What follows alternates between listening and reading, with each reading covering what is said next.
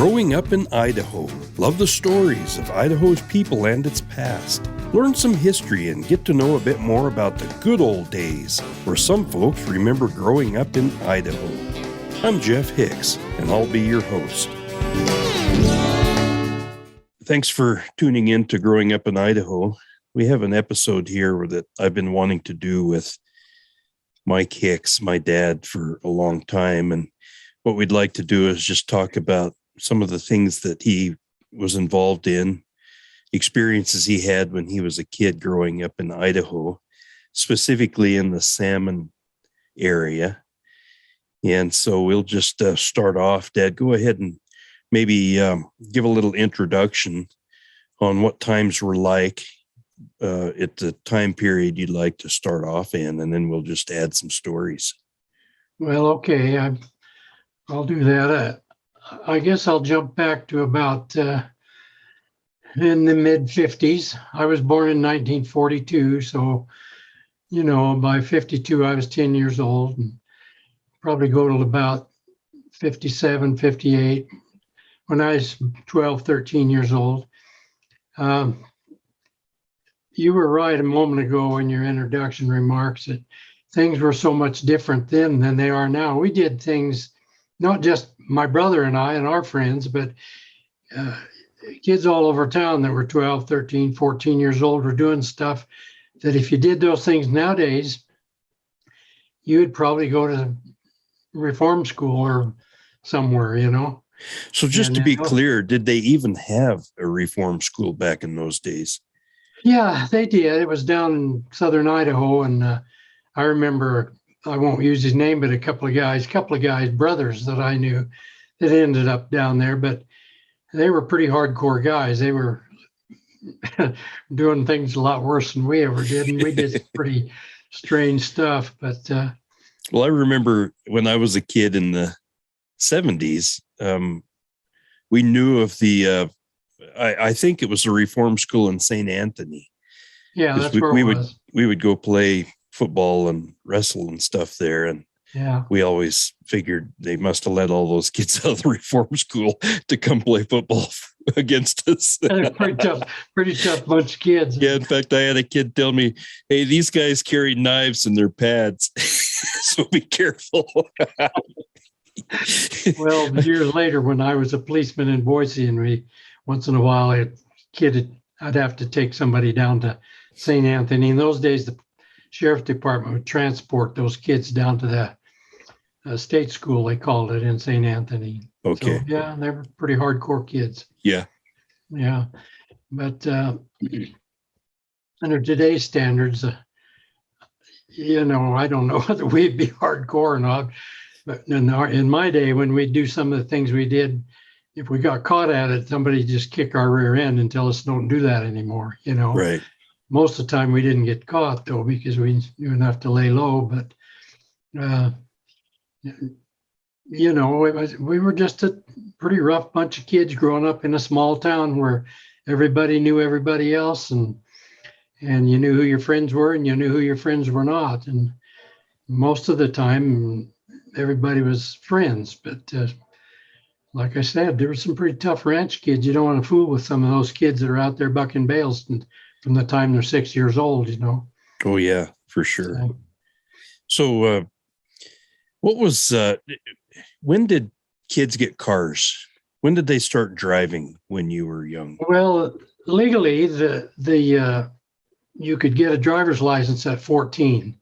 Yeah. Now, that was when you could get a driver's license.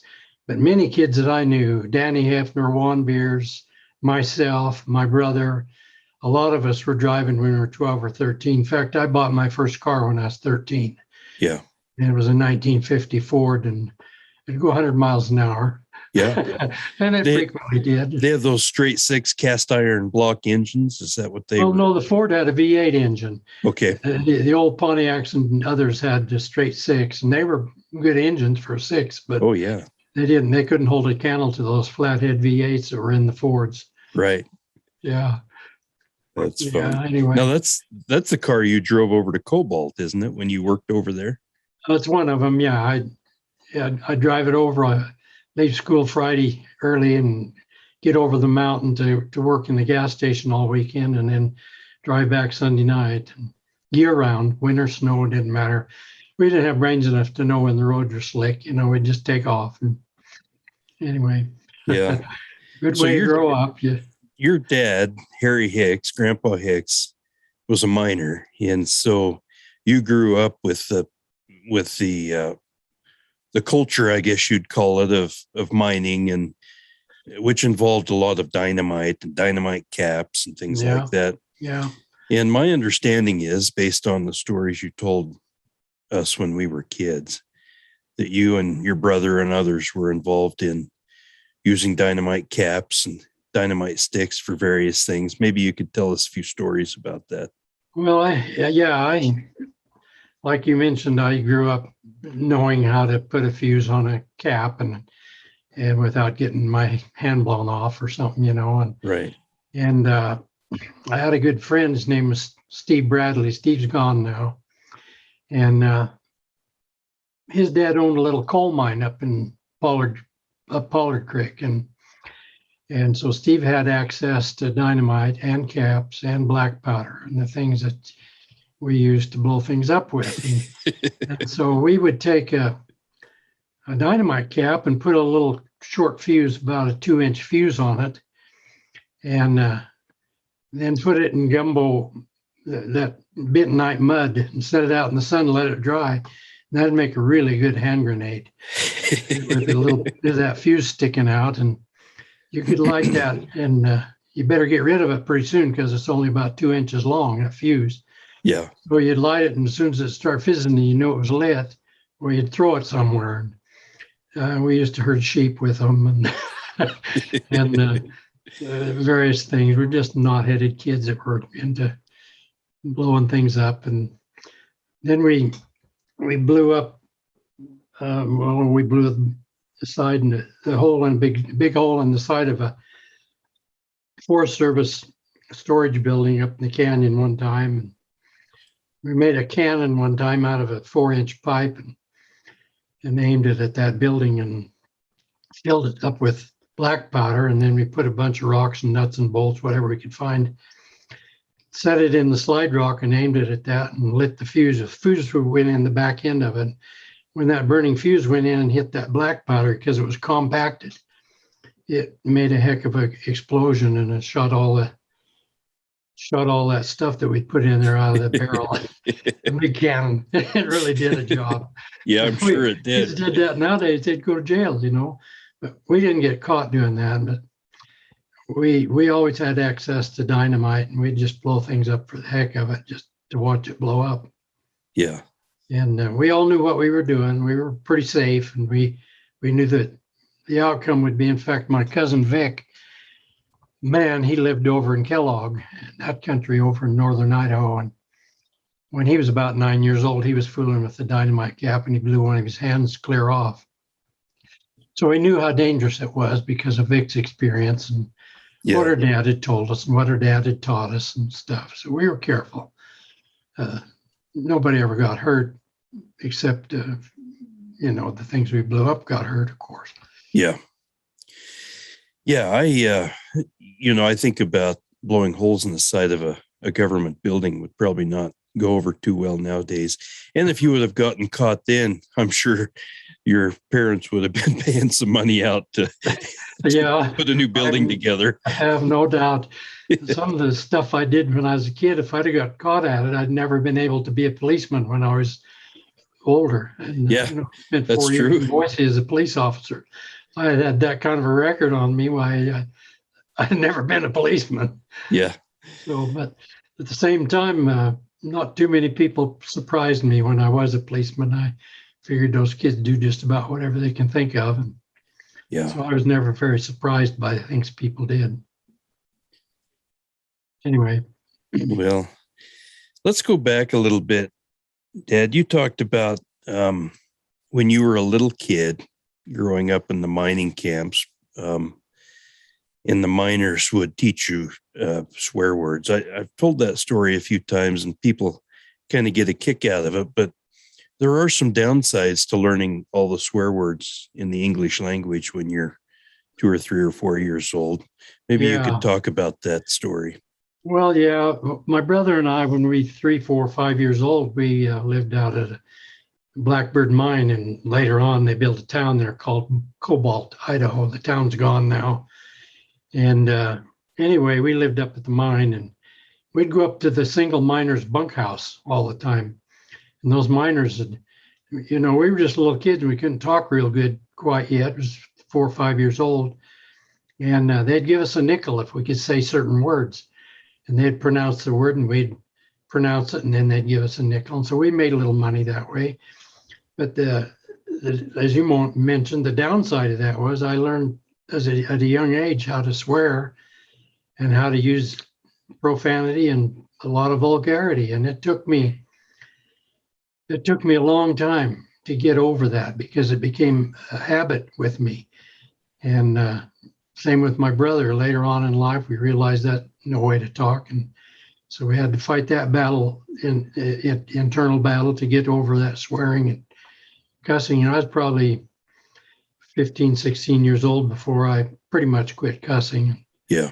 Once in a while, when I get a little mad, I still use a little cuss word, but not the kind that they taught us. But those miners, they thought it was really funny for a little kid that's just, still wet behind the ears to say some big vulgar word. Right. We didn't know what we were saying. We figured out later on what we were saying, but at that time we didn't. We were just earning nickels. Yeah. You're getting money to go to the show, get candy. Yeah, that's right. Yeah. Yeah. Those were different times, Nowadays, those kind of guys get arrested for child abuse if they found out about it. Yeah, that's true. Anyway. So talk a little bit about your activities going to school.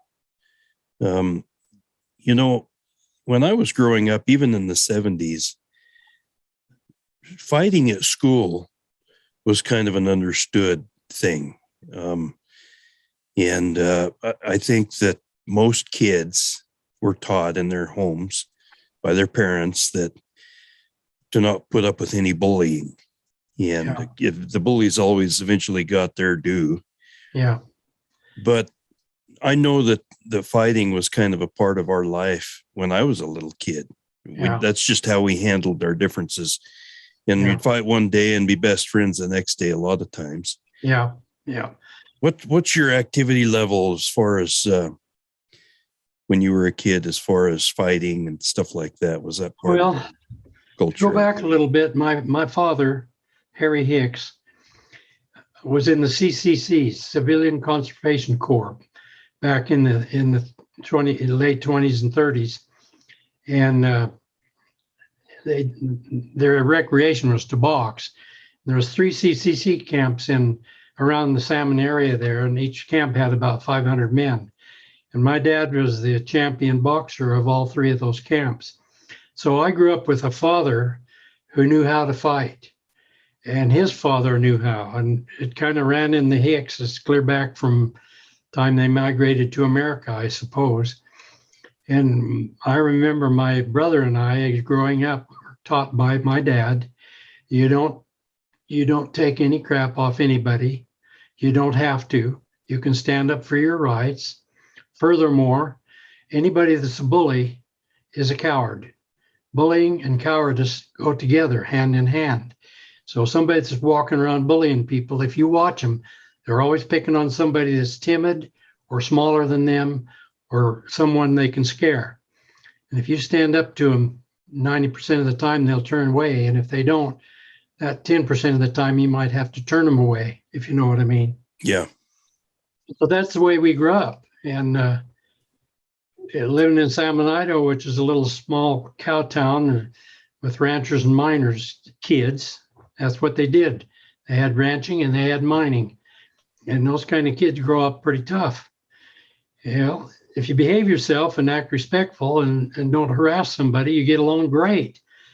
But if you stick your neck out too far and get too smart alecky, somebody's going to thump on you. And it happened about every day at school.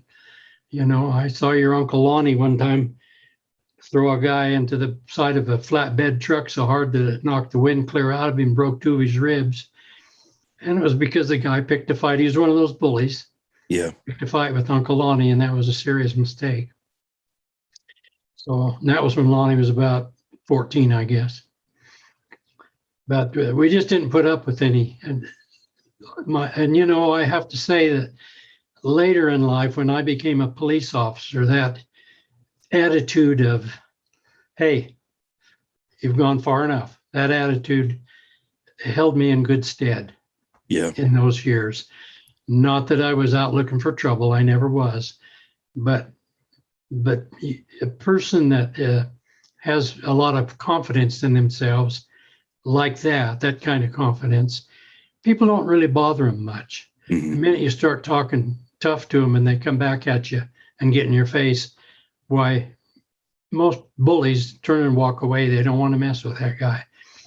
And there was a lot of people in Salmon, Idaho, high school kids, junior high kids. You knew not to mess with them. Yeah. You just left them alone. Well, I think that's part of the order that we all learned. Yeah. Because the understanding was, if you mess with people and you deserve it, you're probably going to get a beating in some form. Yeah, you will. And everybody understood that. Yeah. And occasionally, maybe once a week, you'd see a good fight going on in the schoolyard. Oh, yeah, maybe once a day. In my time, it was about once a week. I think we were a lot more tame and mellow. Maybe so. I don't know, but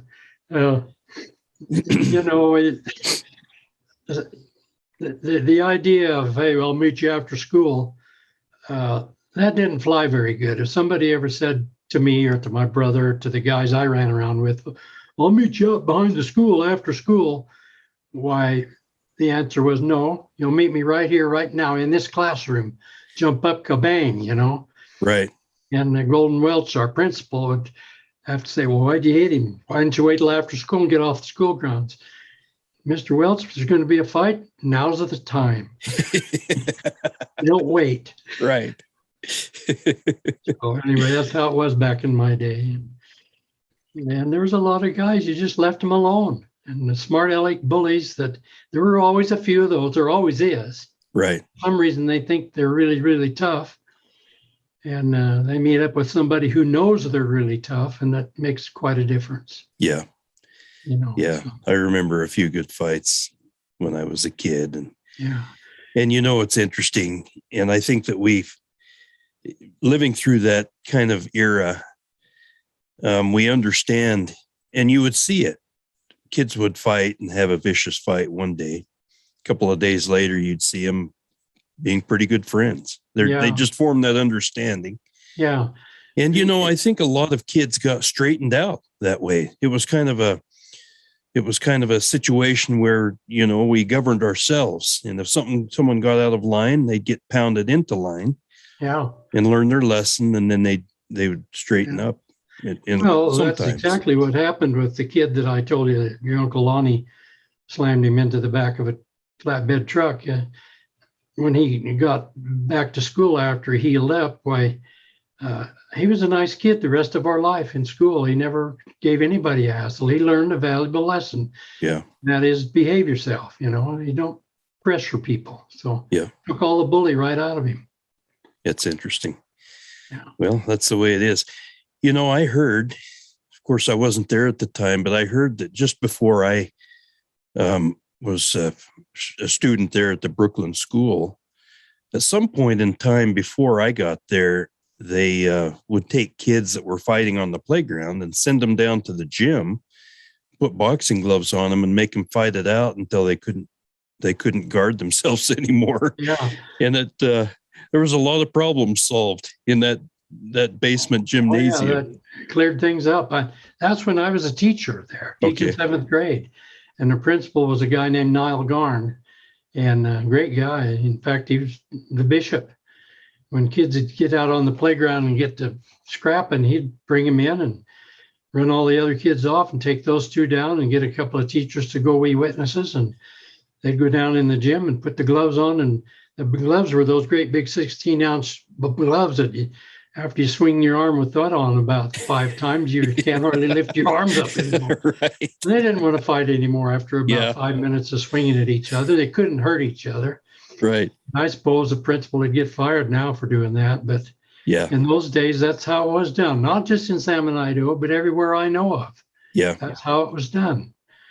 And Yeah. anyway, It's a different attitude, a different era that we live in now. yeah, way different. And same with grown men. When I was a high school kid, I worked in a gas station out to Cobalt, that mining town I mentioned, and the miners on Friday, Saturday night to get drunk and start fighting. And man, it was better than watching the boxing on TV, because those guys, they knew how to fight. They probably whip any normal boxer, Yeah. because they don't just fight with their hands. Well, anyway, that's another story. But then they'd go to work the next day and be good buddies, So Yeah. When I was about 8 or 9 years old, we were at the county fair, at the old fairgrounds there where the high school is now in Salmon. yeah, And we came out of the rodeo, and it just so happens that we walked by just as a hippie guy on his, probably rode into town on a chopper, and a cowboy were settling their differences. And, I remember watching that situation as a young kid and seeing that cowboy grab that hippie by his hair and swing his body around and slam him against the building there. yeah. And that's the first time I remember as a young kid seeing grown men lay into each other like that. Yeah. And it was an interesting situation. Yeah, I remember that. In fact, I was with you when that happened. Yeah. And Yeah. cowboy had a nice Stetson hat on and nice cowboy boots and a nice cowboy shirt. And Yep. I don't think he even got dirty. No, he didn't. Reached out and grabbed that guy, like you said, and swung him around by the hair a few times and threw him into the side of a building. And that was the end of the fight. Yeah. The guy laid on the ground. I don't know whether he could get up or whether he's afraid to get up, but he didn't get up. Yeah. So, yeah. And, it's a whole different time, and perhaps those things happen now. I'm sure they do, but no cops, as far as I know, no cops were called. They just settled their differences and got on with things, and it was over. yeah. Well, yeah, in those days, the old town policeman, chief of police named Billy Lewis, he was the guy that maintained peace in town. And if there was a fight going on somewhere, he'd get there after a while. Yeah. By the time he got there, the fight was over and everybody settled down. And did you know him very well? I knew him quite well. In fact, his grandson, a guy named Phil, oh gosh, it'll come to me in a second. He was one of my students, Billy's grandson. And he I knew, through that connection, I knew Billy, but every kid in town knew Billy Lewis. Yeah. And knew that he was fair and he was just and he was kind and he was good, and he'd kick your butt if you needed it. Yeah. And sometimes people needed it. Yeah, there was a discussion about him on one of the social media groups that I saw the other day, and I'd heard about him, and I figured you had known him from your growing up years. Yeah, Phil Horn. Phil Horn was Billy's grandson. Okay. And Philip and Horn. And he's still a good friend of mine, Phil is. Yeah. I get an email from him every now and then, or text or something. Yeah. Yeah. Phil was a year younger than me. Yeah, you know Phil. Mm-hmm. Married Doreen Campbell. Yeah, that's right. Anyway, but that was a different life and a different place and different time. I'm sure nobody ever pulled a knife out or anything. They might pick up a club and whack you alongside the head with it. Yeah. Not trying to kill you, but just to take the fight out of you, but I didn't see any knife fights. Nobody carried guns. The one guy that carried a gun out to Cobalt was an idiot, and he shot somebody. And as far as I know, he's still in the Idaho State Prison for doing that. The guy he shot didn't die, thank goodness. But yeah. He wasn't from around that country. He came in there to be a miner, and he brought some of his bad habits with him. Yeah. Well, it's an interesting time. Yeah, it was. Yeah. Yeah. I saw things as a kid growing up, standing on back out of the way so I wouldn't get involved, and just watching grown men go after each other. And you learn a lot about human nature. And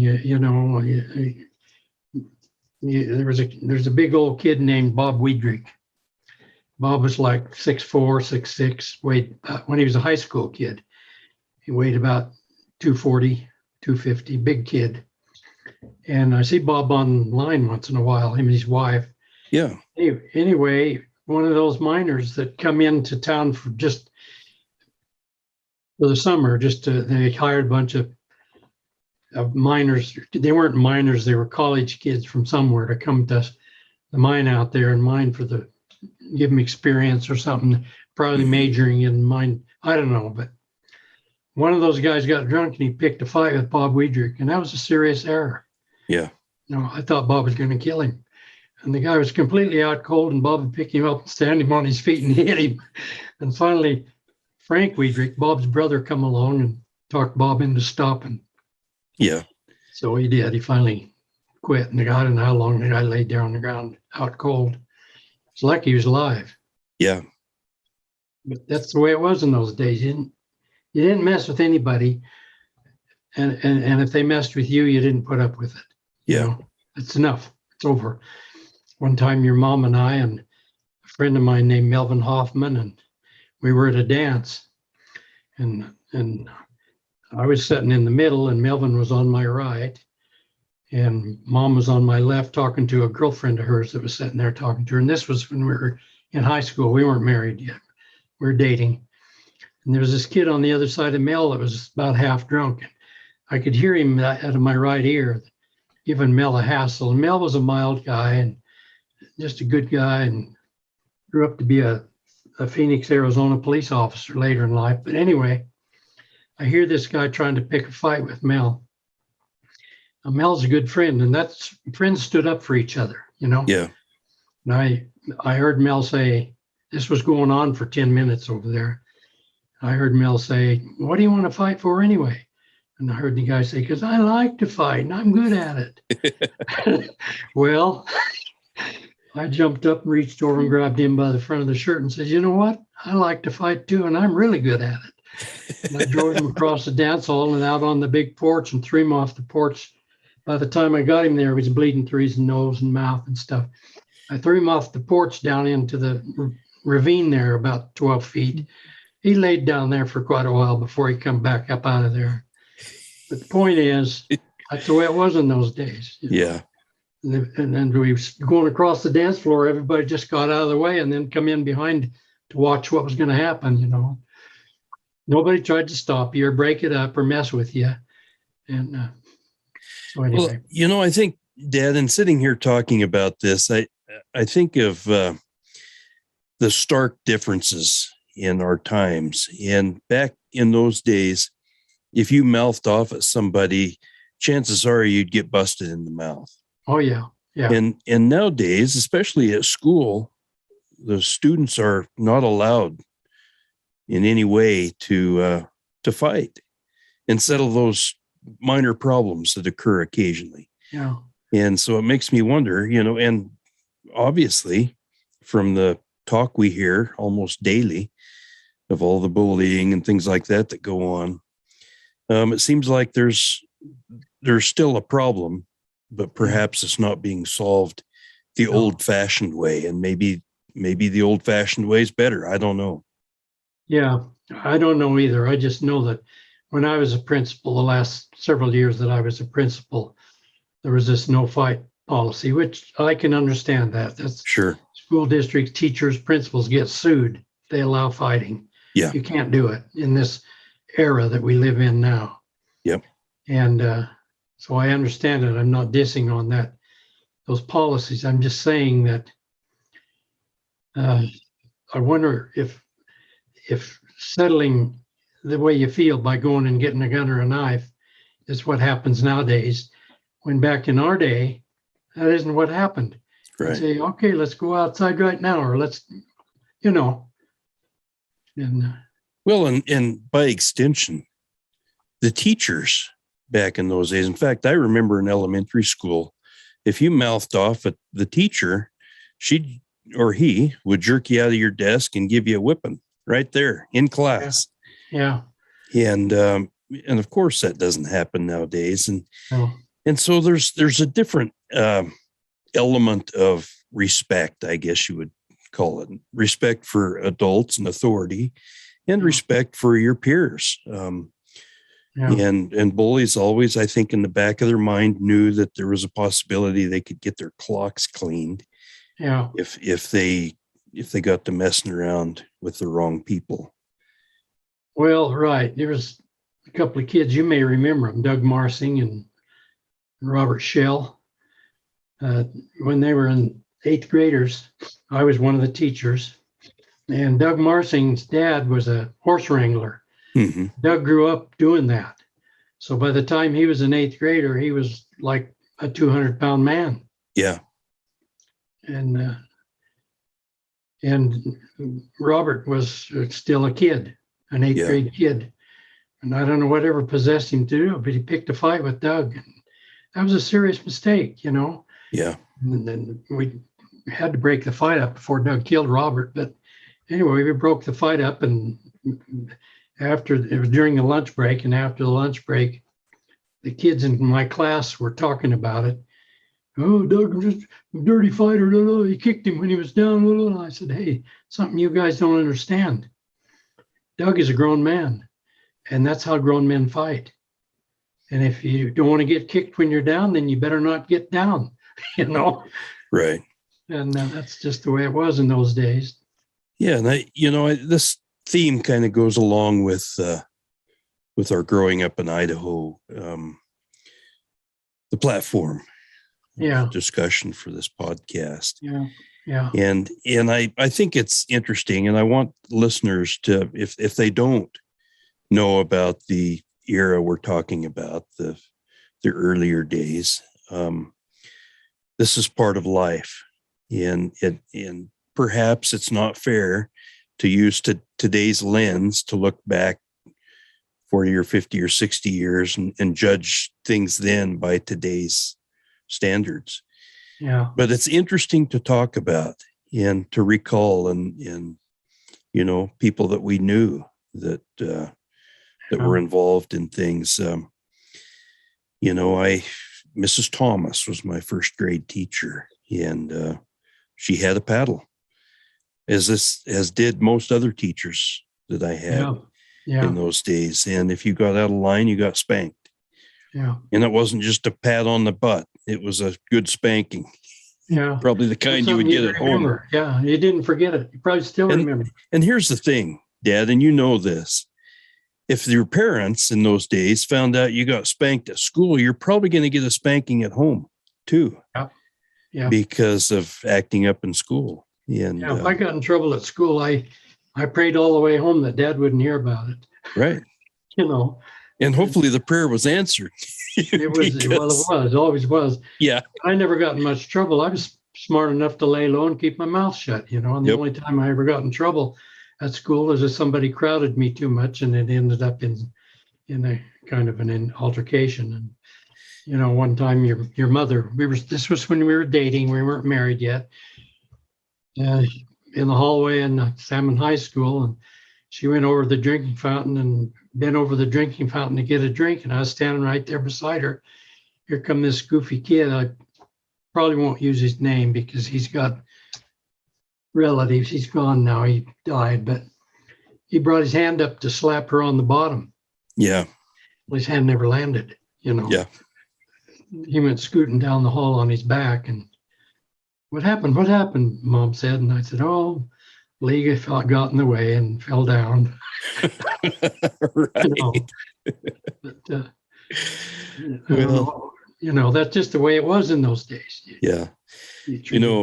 Another thing that kind of goes along with this, I remember it seemed like weekly shop kids in high school would bring their guns in to refinish the stocks Oh yeah. on their Yeah. rifles and do some work on their bluing or, Yeah. rifle Yeah. the barrel or whatever. Oh yeah. And I remember, I can't even remember who it was, but I remember distinctly some kid brought his rifle in one day and you walked over and said, "Hey, pull the bolt out of that rifle and check the chamber just in case you forgot and left a round in there." Yeah. And the kid's like, "Oh, good idea." And he pulled the bolt back, checked it out, put his finger down there like we were all taught to do. And Yeah. but just the fact that in today's world that wouldn't even happen. I mean, there would be They're going to be confiscated if you brought it on the campus. the doors of the school. The school would probably go into lockdown first of all. Oh yeah, they'd And panic. cops would be called, and the Yeah. thing would be dealt with totally differently. Yeah. And you would expect that because of things that are Yeah. happening nowadays. Well, and I think the kids are different now. Yeah, Kid brings a gun to school now, it's probably with criminal intent. yeah, for sure. Whereas in those days, it was just to show their new gun to their teacher. Yeah, I mean, I had kids come in the school when I was principal in Wyoming, say, "Hey, Mr. Hicks, come out the truck. I want to show you a new rifle I got for hunting." And we'd go out and look at his rifle, and it was on a gun rack in the back window of his pickup. And but different time, different place, different era. That could never happen now. well, and two, I had a lot of friends. In fact, I carried a knife with me a lot. I knew kids who carried sheath knives, and I always had, a buck knife with me, and as most kids did. Yeah. Because you never knew when you would need a knife for something, for anything from cleaning your fingernails to cutting your sandwich up at lunchtime or Whatever. Who knows? But That's the way you and your brother and guys your age and guys my age, 25, 30 years older than you, we grew up. I've had a knife in my pocket since I was about 7 years old. The only time I take it out of my pocket is if I have to fly on an airplane, and they'll confiscate it. I remember when we went to New York, you walked through the security and had to pull your knife out. Security agent. I remember distinctly you saying, "Look, I'm from Idaho. I've been carrying this knife since I was 7 or 8 years old." She laughed. She said, "I understand. Just put it in this little box and we'll hang on to it for you." Yeah. But anyway, life's different. Things have changed and people are different. They don't think the same. And right. To be honest about it, when I was a kid growing up and when you were a kid growing up, your sisters could walk down the street at night. There's no way they could do that now. You can't, not even in this town, which is a pretty peaceful town. I would not let one of my little daughters, if I had one, they're all grown up, out on the street at night alone, period. Not going to happen. And that's just a different world we live in. Yeah. Thanks to Lucifer. Yeah, absolutely.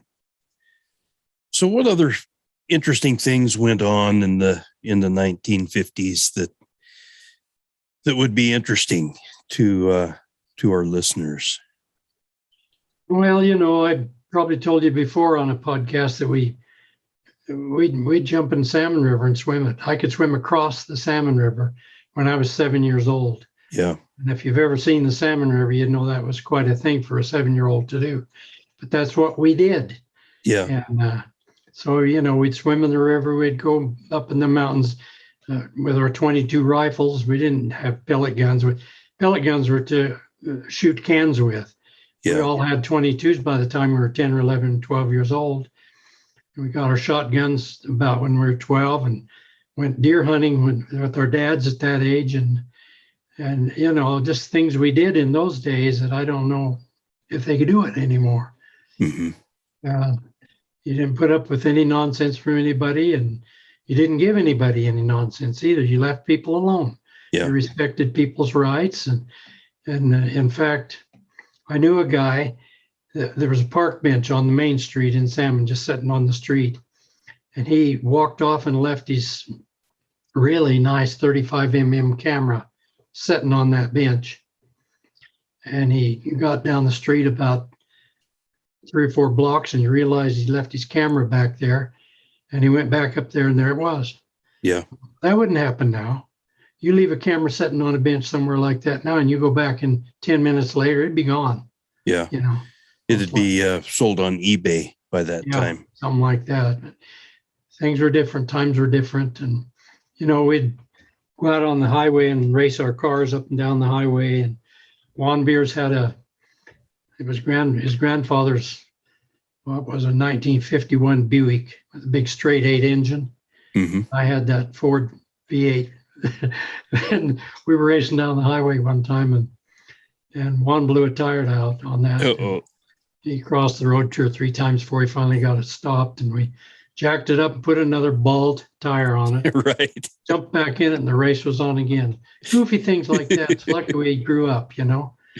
But we grew up having a lot of fun and doing goofy things and building a lot of memories that are still there in my mind. Memories of things we did. You know, that reminds me when I was a teenager. When I was 15, I bought that Chevelle Super Sport from Richard Putnam. Yeah. And raced around town. You know, there was no medium speeds. It was 0 parked or 100 miles per hour. Yeah. And especially going out to our house out south Highway 93. So just as you would make that turn to go across the Chute Bridge, there's a telephone pole down there right at the turn that stood off in the borrow pit. And I know a few other kids up in our area would try. It was a contest to see who could get closest to that telephone pole, driving down on the borrow pit without actually crashing your car. And it was just something that we did. In fact, you could see the tracks down there from the number of times. Yeah, you guys wore a pretty good pathway down there. I remember it well. I would hit that corner at 50 or 60 miles per hour. And because it's you're turning in the borrow pit, the G-forces would hold you on the road. Yeah. So you wouldn't wreck. But anyway, I don't know how close I ever got to that pole, but it was within inches. Yeah. And it was just a thing we did. It was kind of stupid. Well, especially if, you know, I loved that car. And if I'd have crashed it, I'd have felt really bad. Yeah. Well, you've heard me say it many times over the years. Something I learned early on when I became a school teacher of junior high kids. And that is when a kid turns 13, his brain leaves. Right. And it doesn't come back until he's 19 or 20. And sometimes it never comes back. But usually when they're around 19 or 20, about the time they graduate from high school, the brain kind of gradually comes back. Yeah. But for those teenage years, for 13 to 17 or 18, you're just pretty brainless, most kids. Yeah. And that's why you would do something like what you just described.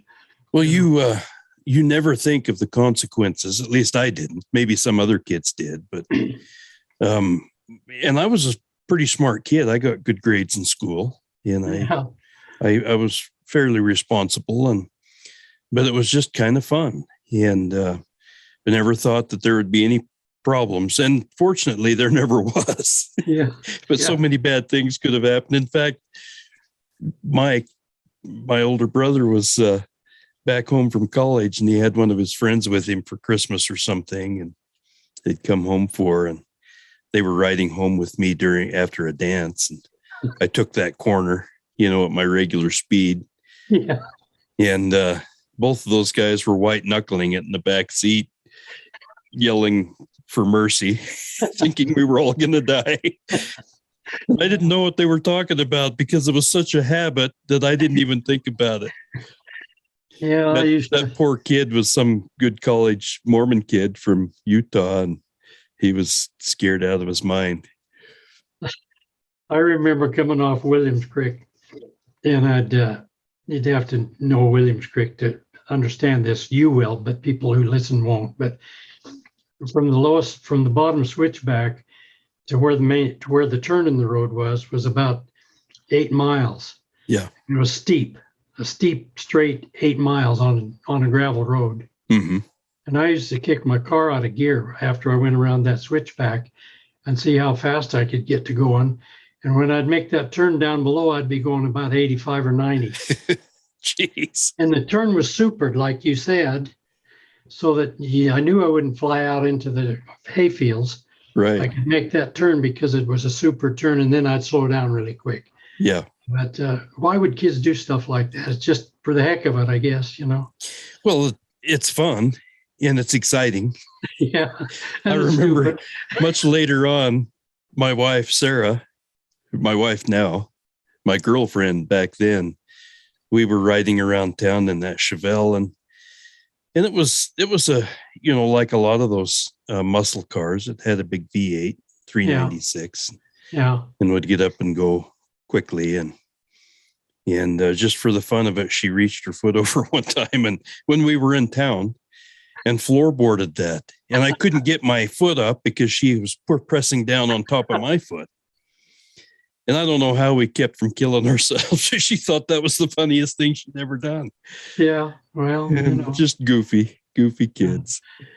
Well, the things we did.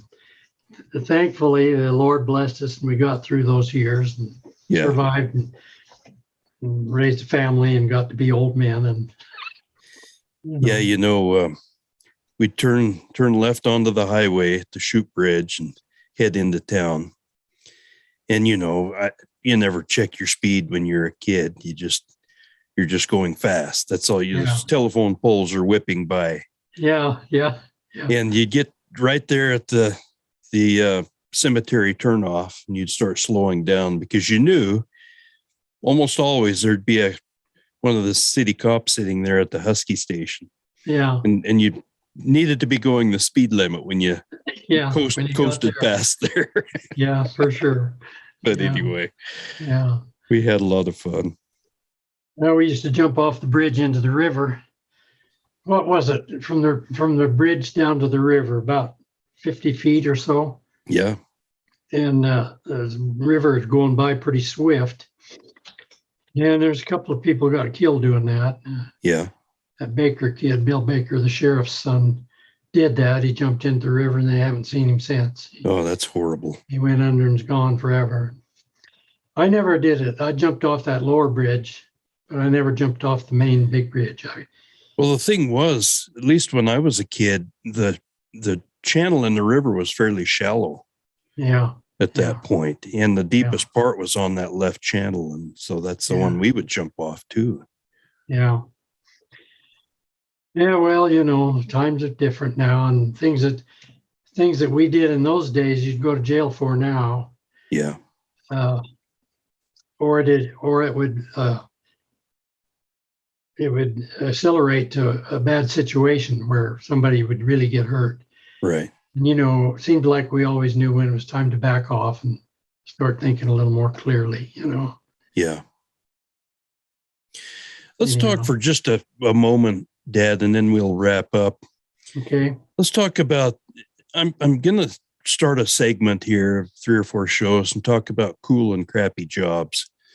And growing up in small towns, especially in Idaho, we all did our share of crappy jobs. Maybe you could talk about 1 or 2 jobs you did as a kid that you just figured was horrible, but you did because you needed the money. Yeah. Well, when I was 11 years old, my brother was 12. We got a job working for an old guy that had a little ranch down on North St. Charles Street. His name was Bird. That's B-I-R-D, Bird Lamson. Uh-huh. Bird hired Lonnie and I and a kid named Johnny Bohannon to help put his hay up, and it worked for him all summer.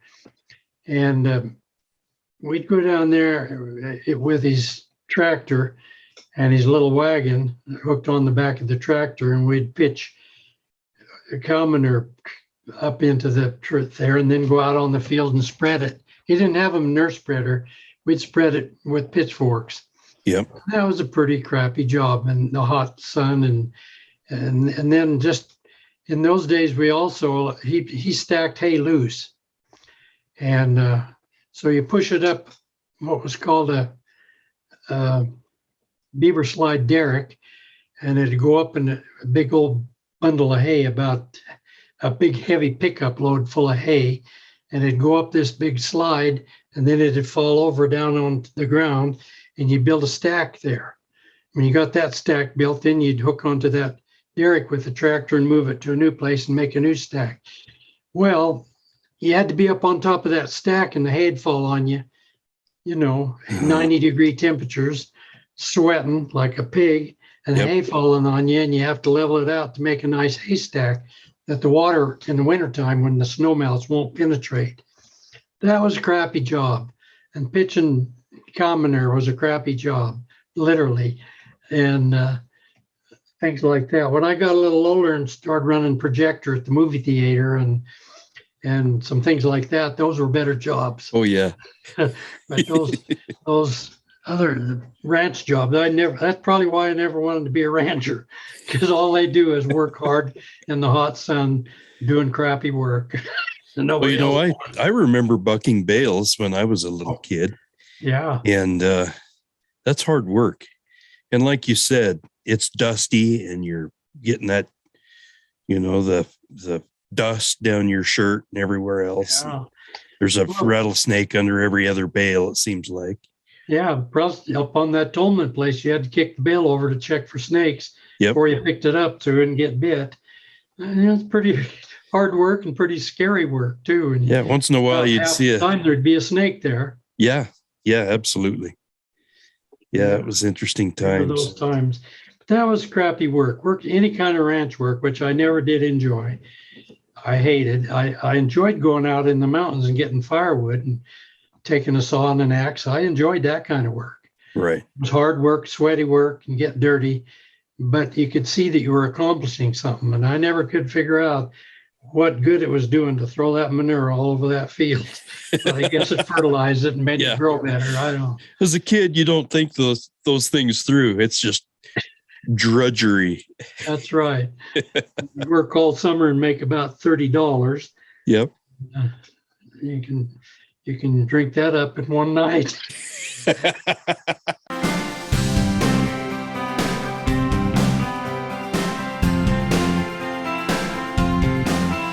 Thanks for listening. Growing up in Idaho, the good old days.